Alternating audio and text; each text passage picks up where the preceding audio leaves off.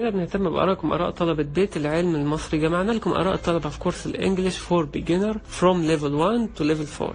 أنا بس حابة أقول حاجة. أولا معاملتكم كويسة جدا، والدكتور يعني ما أثرش معانا في أي حاجة، وشرحه كان كويس جدا، وبيحاول يوصل لنا المعلومة بطرق يعني الطفل كده صغير ان هو بيوصل المعلومة بأي طريقة وبطريقة سهلة.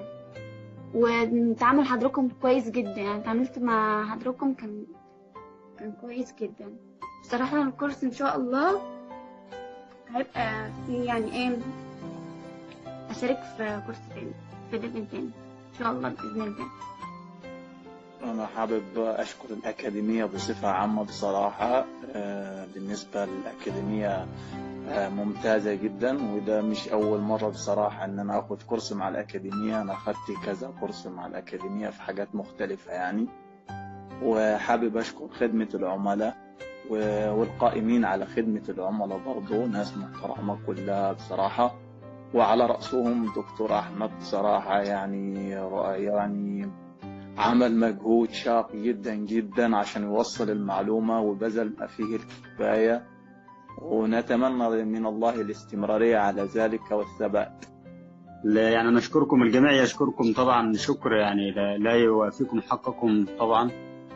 ودكتور أحمد والله يسعدنا به جدا جدا جدا، تشرفنا به.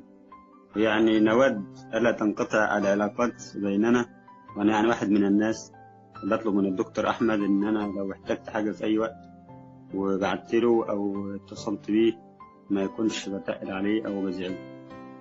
طبعا الإدارة والدكتور بالعكس وكله خالص، ده انت تؤمر في اي وقت يا درش. أنا حابة أشكر الإدارة، كان تعاملهم جدا راقي. ثانك يو الأكاديمية، و ثانك يو دكتور أحمد for this amazing course.